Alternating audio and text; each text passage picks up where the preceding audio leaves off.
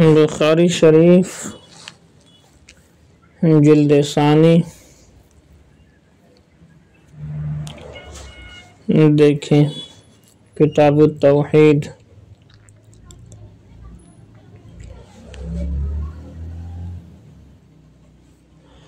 باب قول اللہ عز وجل وهو الذي خلق السماوات والارض بالحق۔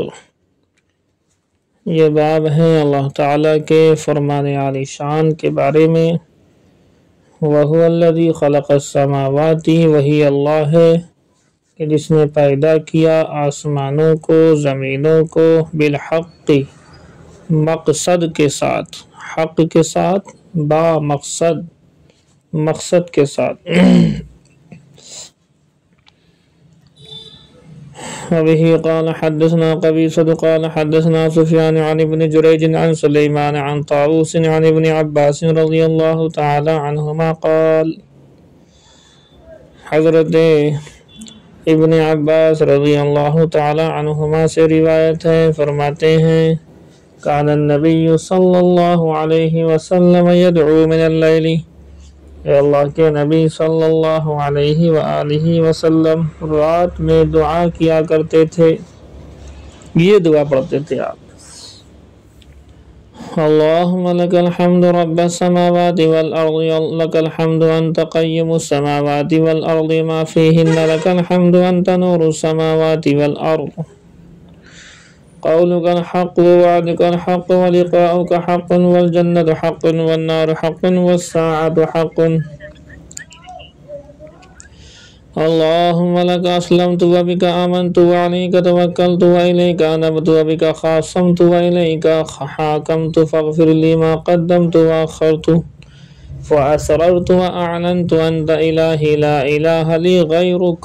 یہاں تک ہے یہ دعا، بہت زبردست اور جامع دعا ہے۔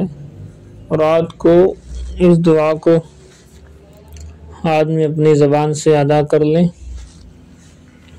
یہیں تک ہے، غیرک تک۔ وبه قال حدثنا ثابت بن محمد قال حدثنا سفیان بهذا وقال انت الحق وقولك الحق۔ یہ بعض نے یہ کہا ہے انت الحق وقولك الحق، یہ اوپر جو ہے جو قولک الحق لکھا ہوا تھا، یہاں انت الحق وقولک الحق کا اضافہ ہے۔ باب قولہ وکان اللہ سمیعا بصیرا، اس بات کو ذہن میں رکھنا، معتزلہ جہمیہ اور ان کے جیسے تمام فرق باطلہ جو صفات باری تعالیٰ کا انکار کرتے ہیں کہ اللہ تعالیٰ کی کوئی صفات ہے ہی نہیں، بے صفات ہے اللہ، تو جو صفات باری تعالیٰ کا انکار کرتے ہیں، امام بخاری اپنے زمانے کے ان لوگوں کا اور آئندہ زمانے کے قیامت تک جو اللہ کی صفات کا انکار کریں گے ان کا رد فرما رہے ہیں، اور ان کا رد کرنے میں اللہ تعالیٰ کے صفاتی نام اور اللہ کی صفات کا اظہار کر رہے ہیں تاکہ ان کا رد ہو جائے۔ دیکھیے ایک بات نوٹ یہ کیجئے گا، اللہ تعالیٰ کی بعض صفات حقیقیہ ہیں، صفات حقیقیہ کہو یا صفات ذاتیہ، کچھ صفات ذاتیہ ہیں، باقی صفات غیر ذاتیہ آپ انہیں بول سکتے ہیں۔ تو صفات ذاتیہ 7 ہیں، وہ حاشیے میں لکھے ہوئے ہیں، ویسے نوٹ کر لو آپ۔ حیات، علم، سمع، بصر، 4 تو یہ ہو گئی، حیات، علم، سمع، بصر، یا حیات و علم و سمع و بصر، حیات و علم و سمع و بصر، ارادت و قدرت و کلام، ارادہ قدرت اور کلام، ارادہ قدرت اور کلام، یہ 7 ہیں، اور باقی اس کے علاوہ جو رہ گئی ہیں وہ الگ ہیں۔ اب اللہ کی صفات میں سے یہ بھی ہے سمیع بصیر، سمع و بصر، اللہ تعالیٰ سننے والا ہے، دیکھنے والا ہے۔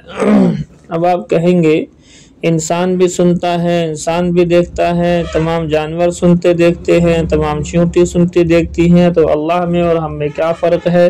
ہم کہیں گے زمین و آسمان کا نہیں، بلکہ زمین و عرش معلیٰ کا بھی نہیں، اس سے ہی بڑا فرق ہے۔ بے پناہ بڑا فرق ہے۔ اللہ کا سمع و بصر کامل و مکمل ہے، کہیں بھی نقص کسی طرح کا نہیں ہے۔ ہم یہاں پر بیٹھے ہیں لیکن لمیٹیڈ سماعت اور لمیٹیڈ بصارت کے ساتھ، ہم انلمیٹیڈ نہ سن سکتے ہیں، انلمیٹیڈ نہ دیکھ سکتے ہیں۔ اللہ تعالیٰ انلمیٹیڈ دیکھ سکتا ہے اور انلمیٹیڈ سن سکتا ہے۔ اللہ تعالیٰ کی کوئی لمٹ نہیں ہے، حد نہیں ہے، لامحدود سمع و بصر کا مالک ہے، اور ہم اور تمام جانور، تمام چرند پرند درند حشرات الارض، یہ تمام کی تمام چیزیں سمع و بصر تو ہے لیکن ناقص ہے، کم ہے، محدود ہے، اور بہت ہی اتنی کم ہے کہ ہم میں آپس میں بھی کم بڑھتی ہے۔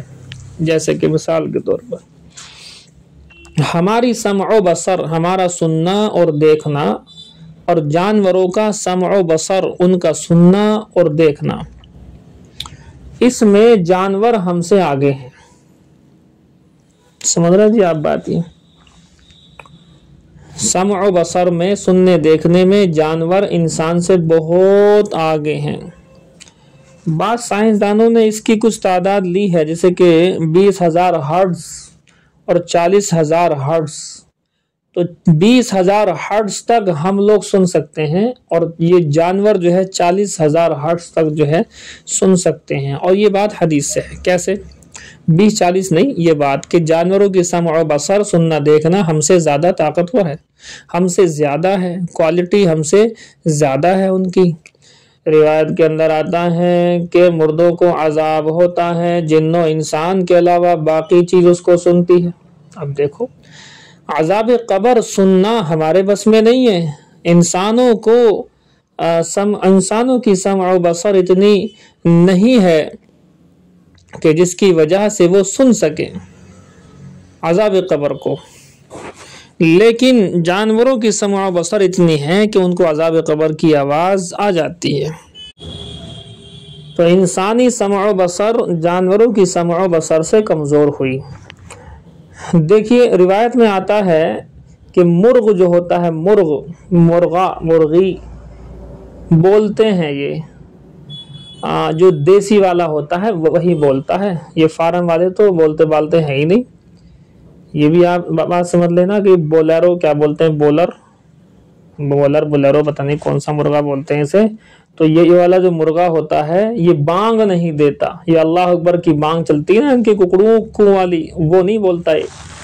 ہاں، یہ بھی ایک چیز ہے، اس میں پتہ نہیں کیا کیا چیزیں سے کھلا پلا کر کے، اس کے اندر اتنی پاور نہیں ہے، اور چیزوں کی پاور ہے، یہ پاور نہیں ہے کہ اسے پتہ ہی نہیں ہے۔ دیسی جو ہوتے ہیں وہ دیتے ہیں۔ تو اب آپ یہ دیکھیں کہ جانوروں میں مرغا یا مرغی کو فرشتے دکھائی دیتے ہیں، یہ روایت ہے موجود۔ آپ نے سنا ہوگا کہ جب مرغے کی آواز سنو تو اللہم انی اسألک من فضلک، اے اللہ میں آپ کا فضل مانگتا ہوں، تو فضل مانگو، اس لیے کہ یہ مرغا مرغی جو ہے فرشتے کو دیکھ کر کے بول رہے ہیں۔ اور آپ نے یہ بھی سنا ہوگا کہ گدھے کی آواز سنو تو اعوذ باللہ من الشیطان الرجیم پڑھو، اس لیے کہ یہ شیطان کو دیکھ کر کے بولتا ہے۔ تو ظاہر سی بات ہے ہمارا دیکھنا اور ہمارا سننا جانوروں کے مقابلے میں کم ہے۔ سمجھ ماری جی بات؟ اب آپ سوچیں کہ ہمارا جب جانوروں کے مقابلے میں کم ہے تو اللہ کے مقابلے میں کیا حیثیت ہے؟ تو اللہ تعالیٰ بھی سمیع بصیر ہے، سننے دیکھنے والا ہے۔ مخلوقات کو بھی اللہ تعالیٰ نے سمیع بصیر بنایا، سننے دیکھنے والا بنایا، لیکن اللہ تعالیٰ کی سمع و بصر ذاتیہ ہے، صفات ذاتیہ میں سے ہے، یعنی ایسی صفاتوں، ایسی سمع و بصر، ایسا سننا دیکھنا کہ کامل و مکمل ہے، جس کے اندر ذرہ برابر بھی نقص نہیں۔ مثال کے طور پر کالے پہاڑ پر کالی چیٹی ہو، کالی رات کے اندر وہ چلے، اس کے پیروں کی دھمک کو اللہ تعالیٰ سن لیتا ہے۔ یہ کوئی بھی مخلوق ایسا کر نہیں سکتی، ایسے ابھی انسٹرومنٹ نہیں بنے جو سب چیزوں کی آواز کو سن سکیں، لیکن اللہ تعالیٰ کو نہ رات سننے سے روکتی ہے، نہ دیکھنے سے روکتی ہے، نہ دن اللہ تعالیٰ کو کسی چیز سے روکتا ہے۔ اللہ تعالیٰ فرماتا ہے انما یقول لہ کن فیکون، ہو جا پس وہ ہو جاتا ہے۔ تو سمع و بصر میں اللہ کامل و مکمل ہیں، ہم ناقص ہیں۔ سمجھ ماری بات نہیں، اللہ تعالیٰ کامل و مکمل، ہم ناقص و منقص کم ہیں۔ چلیے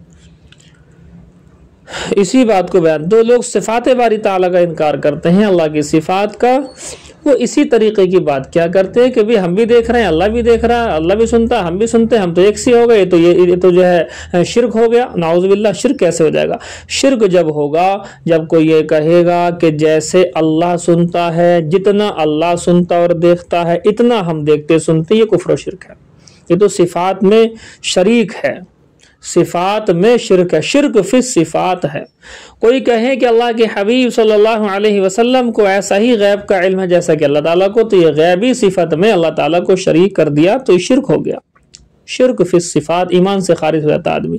کوئی کہنے لگے کہ اللہ تعالیٰ کے حبیب صلی اللہ علیہ وسلم کو بھی تمام علوم وہی اتنے ہی علوم ہیں جتنے کہ اللہ تعالیٰ کو، تو ظاہر سی بات ہے اللہ تعالیٰ کے صفات، شرک فی العلم ہو گیا، علم جو صفت ہے اللہ تعالیٰ کی علیم، اس کے اندر شریک کر دیا۔ تو اللہ تعالیٰ کی تمام صفاتیں کامل و مکمل ہیں اور مخلوقات کی ناقص و منقص ہیں۔ وقال الأعمش عن تميم عن عروة عن عائشة رضي الله تعالى عنها قالت اما عائشہ صدیقہ کائنات سلام اللہ علیہا فرماتی ہیں الحمدللہ الذی وسع سمعہ الاصوات، تمام تعریف اس اللہ کے لیے ہیں جس کے سننے کی طاقت نے ساری آوازوں کو گھیر رکھا ہے۔ سننے کی طاقت ایسی ہے کہ ساری آوازوں کو گھیرے، ایک ساتھ میں اگر 1000 آدمی بولیں تو ہم میں اتنی طاقت نہیں، کسی مخلوق میں اتنی طاقت نہیں کہ 1000 کی آواز کو الگ الگ سن لے اور سمجھ کر کہ ان کی ضرورتوں کو پورا کرے، لیکن اللہ تعالیٰ کی سمع، سننے کی طاقت اتنی زبردست ہے کہ اللہ تعالیٰ کے سامنے دنیا کے اگلے پچھلے مردے زندے سارے کے سارے اکٹھے ہو کر کے، آئندہ مخلوقات جو آنے والی جن و انسان بھی اکٹھا ہو کر کے یہ کہیں اللہ تعالیٰ سے اپنی مرادیں مانگیں اور سارے کے سارے بیک وقت سوچیں یا بولیں، اللہ تعالیٰ ان کے سوچنے اور بولنے کو اسی سیکنڈ کے اندر سن کر، سمجھ کر اور وہی چیزیں دینے پر قادر ہے۔ یہ ہے جی اللہ کی وسعت سماعت، سننے کی وسعت، وسع سمعہ الاصوات، ساری آوازوں کو اللہ تعالیٰ نے سننے کی طاقت سے گھیرا ہوا ہے۔ فانزل اللہ تعالیٰ علی النبی صلی اللہ علیہ وآلہ وسلم، اللہ تعالیٰ نے نازل فرمائی یہ آیت اب اپنے حبیب صلی اللہ علیہ وآلہ وسلم پر۔ کون سی آیت؟ قد سمع اللہ قول التی تجادلک فی زوجہا، یہ بات آپ نے پڑھی ہے، آپ کو یاد ہے، یہ تو 28واں پارہ یہیں سے شروع ہوتا ہے۔ خولہ، حضرت خولہ کا یہ واقعہ ہے، آپ لوگوں کو معلوم ہے، زہار کا مسئلہ آپ لوگوں نے پڑھا ہے۔ اپنی ماں اور بہن یا سگے سمبندھی جن سے نکاح حرام ہوتا ہے، اپنی بیوی کو ان سے تشبیہ دینے کی وجہ سے بیوی جو ہے حرام ہو جاتی ہے، زہار ہو جاتا ہے، یہ آپ نے پڑھا ہے۔ جیسے انت علیہ مثل امی بولنا کہ تو میرے ماں کے مثل، میری ماں کے مثل ہے، انت علیہ مثل اختی تو میری بہن کے مثل ہے، تو مثل ماں مثل بہن کہنا کسی اپنی بیوی کو، اس سے زہار ہو جاتا ہے۔ زمانہ جاہلیت کے اندر یہ حرام ہوتا تھا اور طلاق قطعی ہو جایا کرتی تھی، ہمیشہ ہمیشہ کی جدائی ہو جاتی تھی۔ تو ایک عورت ہیں، بوڑھی ہیں، ضعیف ہیں جو ہے، اور بہت زیادہ، حضرت خولہ ہے ان کا نام، اب وہ حضور کے پاس آئے کہ یا رسول اللہ میرے شوہر نے ایسا ایسا مجھ سے کہہ دیا۔ اب چونکہ اس وقت تک حکم نہیں آیا تھا زہار کا، تو زہار کا حکم نہیں آیا، تو اب یہ بڑی پریشان ہوئی کہ پھر تو جدائی ہو گئی۔ تو یہ اللہ کے حبیب صلی اللہ علیہ وسلم سے بات کر رہی تھی اس معاملے میں، تو اللہ فرماتا ہے قد سمع اللہ قول التی تجادلک فی زوجہا، کہ اللہ تعالیٰ نے سن لی اس عورت کی بات بھی جو آپ سے جھگڑ رہی تھی، جو آپ سے بات کر رہی تھی اپنے شوہر کے سلسلے میں۔ واللہ یسمع تحاورکم، اللہ تعالیٰ سن رہا تھا تم دونوں کی باتوں کو۔ پھر اللہ نے مسائل زہار عنایت فرمائے کہ ان سے کہو کہ جو ہے 60 مسکینوں کو کھانا کھلا دیں یا جو ہے ایک غلام آزاد کر دیں یا 60 روزے رکھیں گے۔ تو زہار کا حکم یہ ہے کہ اس سے نکاح نہیں ٹوٹتا، لیکن بنا یہ 3 کاموں میں سے ایک کام کیے، یعنی غلام کو آزاد کیے بغیر، غلام آزاد کرنے کی طاقت نہ ہو تو 60 مسکینوں کو کھانا کھلائے بغیر، یہ طاقت نہ ہو 2 مہینے کے روزے رکھے بغیر میاں بیوی نہیں رہ سکتے۔ یہ ہے جی زہار کہتے ہیں اسے۔ تو اس میں بھی اللہ تعالیٰ کی سننے کی طاقت دیکھیں آپ۔ زمین پر یہ گولا ہے ایک چھوٹا سا پرتھوی، چھوٹے سے گولے پر لاکھوں کروڑوں لوگوں میں سے اس عورت حضرت خولہ کی آواز کو سن لینا، حالانکہ لاکھوں کروڑوں لوگ ایک ساتھ بول رہے ہوتے ہیں، ہم یہاں بول رہے ہیں، کوئی کہیں اور بول رہا ہو، کوئی لاکھوں کروڑوں لوگوں کی زبان ایک ساتھ چل رہی ہے، اور اللہ تعالیٰ لاکھوں کروڑوں لوگوں کی زبان کی باتوں کو سن رہا ہے۔ سارے حساب و کتاب ہیں ہر ایک کے، کیا اس نے بولا ہے، کیا نہیں بولا ہے۔ اللہ میں کوئی نقص نہیں، اللہ کے سننے میں کوئی نقص نہیں ہے۔ تو اتنی اللہ تعالیٰ اتنا بڑا ہے کہ عرش معلی اور جو ہے 7 آسمان و 7 زمین اور سارے گرہ، گلیکسیز، کلسٹر اور یہ چاند سورج اتنے بڑے بڑے، دھرتی، یہ کوئی بھی چیز رکاوٹ نہیں بنتی اللہ تعالیٰ کی سننے میں۔ اب آپ سوچیں کہ عرش معلی اتنا بڑا، پھر 7 آسمان اس سے چھوٹا چھٹا، اس سے چھوٹا 5واں، پھر چھوٹا چوتھا، پھر چھوٹا تیسرا، پھر چھوٹا دوسرا، پھر چھوٹا پہلا آسمان، پہلے آسمان کے نیچے کتنے سارے گلیکسیز، کلسٹر، گلیکسیز میں ایک گلیکسی میں لاکھوں کروڑوں گرہ، لاکھوں کروڑوں گرہ میں سے ملکی وے گلیکسی میں کے اندر لاکھوں کروڑوں جو ہے چاند سورج اور گرہ، ان میں سے ایک میں ہم بیٹھے ہوئے ہیں، چھوٹے سے گرہ میں، اس میں بھی لاکھوں کروڑوں لوگ ہیں، مخلوقات ہیں، لاکھوں کروڑوں اربوں خربوں اس کے اندر مچھلیاں ہیں، چرند پرند درند ہیں، تمام مخلوقات ہیں، پیڑ پودے ہیں، ہر پیڑ میں کتنے پتے ہیں، ان ساری چیزوں کو دیکھتے ہوئے ایک عورت حضور کے پاس کھڑی ہے، وہ بول رہی ہے حضور اپنے شوہر کے بارے میں، اللہ نے اس کی بات بھی سن لی۔ اب لگائیے آپ، اللہ تعالیٰ کی قوت سماعت کی کوئی انتہا نہیں ہے، لا محدود جسے کہتے ہیں۔ وبه قال حدثنا سليمان بن حرب قال حدثنا حماد بن زيد عن أيوب عن أبي عثمان عن أبي موسى قال كنا مع النبي صلى الله عليه وآله وسلم في سفر، فرماتے حضرت ابو موسیٰ اشعری کہ ہم تھے رسول اللہ صلی اللہ علیہ وآلہ وسلم کے ساتھ ایک سفر کے اندر، فَكُنَّا إِذَا عَلَوْنَا كَبَّرْنَا، پس جب ہم کسی بلند جگہ پر چڑھتے تو اللہ اکبر کہتے زور سے، اربعوا فقال اربعوا علی انفسکم، حضور نے فرمایا ارے اپنے آپ پر ذرا رحم کھاؤ، ہلکے ہلکے سے کہو اللہ اکبر، زور سے تو کیوں کہہ رہا ہو تم، زور سے کہیں گے ظاہر سی بات ہے۔ فَإِنَّكُمْ لَا تَدْعُونَ، اس لیے کہ تم نہیں پکار رہے ہو ایسی ذات کو، اصم ولا غائباً، جو کہ بحری ہو اور جو ہے غائب ہو، غائب اور بحری ذات کو نہیں پکار رہے ہو تم، بلکہ تدعون سمیعا بصیرا قریبا، تم ایسے ذات کو پکار رہے ہو، ایسے اللہ کو پکار رہے ہو جو سننے والا، دیکھنے والا اور بالکل قریب سے۔ تو سمع و بصر، اللہ کی پاور اس قدر عجیب و غریب کہ جس کے اندر کوئی نقص نہیں، کوئی کمی نہیں۔ ثم اتى علی، پھر میرے پاس آئے، وانا اقول فی نفسی، اور میں دل میں یہ پڑھ رہا تھا، لا حول ولا قوت الا باللہ، کہ نہیں ہے کوئی طاقت، نہیں ہے قوت مگر اللہ ہی کی ہے۔ فقال لی یا عبد اللہ بن قیس، فرماتے ہیں مجھ سے حضور صلی اللہ علیہ وسلم نے ارشاد فرمایا، اے عبداللہ بن قیس۔ یہ عبداللہ بن قیس کون ہے؟ میں نے بتا چکا ہوں آپ کو، ابو موسیٰ اشعری کا نام ہے۔ ابو موسیٰ اشعری صحابی رسول رضی اللہ تعالی عنہ کا اصل نام عبداللہ بن قیس رضی اللہ تعالی عنہ ہے۔ اے عبداللہ بن قیس، قل، کہو، لا حول ولا قوت الا باللہ، کہ ذرا لا حول ولا قوت الا باللہ کہو، فإنہا کنز من کنوز الجنہ، اس لیے کہ جنت کے خزانوں میں سے خزانہ ہے۔ او قال، یا فرمایا، الا ادلک بہ، کیا میں تمہیں خبر نہ دوں جنت کے خزانوں میں سے خزانے کی؟ پھر آپ نے یہ بتایا لا حول ولا قوت الا باللہ۔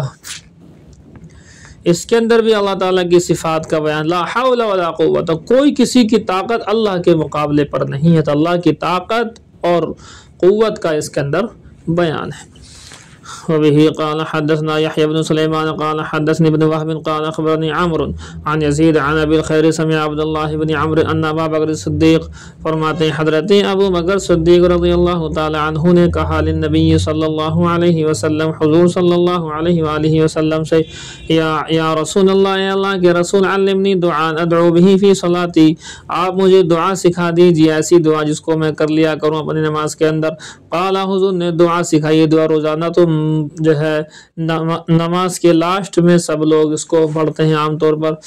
قل، حضور نے فرمایا دعا پڑھ لیا کر، اللہم انی ظلمت نفسی ظلما کثیرا ولا یغفر الذنوب الا انت، اے اللہ میں نے بڑا ظلم کیا اپنے آپ کے اوپر، ولا یغفر الذنوب الا انت، تیرے علاوہ کوئی بخشنے والا نہیں ہے۔ فاغفر لی من عندک مغفرہ، اور اس میں کیا فاغفر لی مغفرۃ من عندک ورحمنی، وہ بھی ہے یہ بھی ہے۔ فاغفر لی من عندک مغفرہ، میرے لیے بخش دے تو اپنی جانب سے مغفرت دے دے، انک انت الغفور الرحیم، بے شک آپ غفور الرحیم ہیں۔ وبه قال حدثنا عبد الله بن يوسف قال أخبرنا ابن وهب قال أخبرني يونس عن ابن شهاب قال حدثني عروة أن عائشة حدثته قال النبي صلى الله عليه وسلم، حضرت عائشہ صدیقہ کائنات ام المؤمنین نے حدیث بیان کی کہ اللہ کے حبیب صلی اللہ علیہ وآلہ وسلم نے ارشاد فرمایا ان جبرائیل نادانی، بے شک حضرت جبرائیل نے مجھے آواز دی، قال یوں کہا ان اللہ قد سمع قول قومک، بے شک اللہ پاک نے سن لی تیری قوم کی قول، تیری قوم کی باتیں سن لی، وما ردوا علیک، اور وہ باتیں بھی سن لی جو تجھے انہوں نے جواب دیا۔ یہ وہی واقعہ ہے طائف کا سفر، طائف کے سفر سے واپسی پر ظالموں کا حضور صلی اللہ علیہ وآلہ وسلم پر پتھر برسانا، اور حضور صلی اللہ علیہ وآلہ وسلم کا لہو لہان ہونا، اور پھر ایک جگہ پر آپ آ کر کے بیٹھ گئے تو فرشتوں کا آنا، ملک الجبال آئے حضرت جبرائیل کے ساتھ میں، ملک الجبال نے آ کر کے یہ کہا کہ آپ حضور صلی اللہ علیہ وسلم جو حکم فرما دیں اس کی تعمیر ہوگی، اس کی تعمیل ہوگی۔ اور ہوا بھی یہی کہ حضور صلی اللہ علیہ وسلم نے کہہ دیا کہ صاحب نہیں، میں چاہتا ہوں کہ یہ ایمان نہیں لائیں گے تو ان کی قوم، ان کی آل و اولاد ایمان لے آئے۔ یہ ہوا بھی یہی۔ محمد بن قاسم رحمۃ اللہ علیہ انہی کی آل و اولاد میں سے ہیں، طائف والوں کی، جی، جو ہندوستان میں دین پہنچانے کا خاص طور سے ذریعہ بنے ہیں۔ یہ محمد بن قاسم رحمۃ اللہ علیہ انہی کی آل و اولاد میں سے ہیں۔ بس کرو جی۔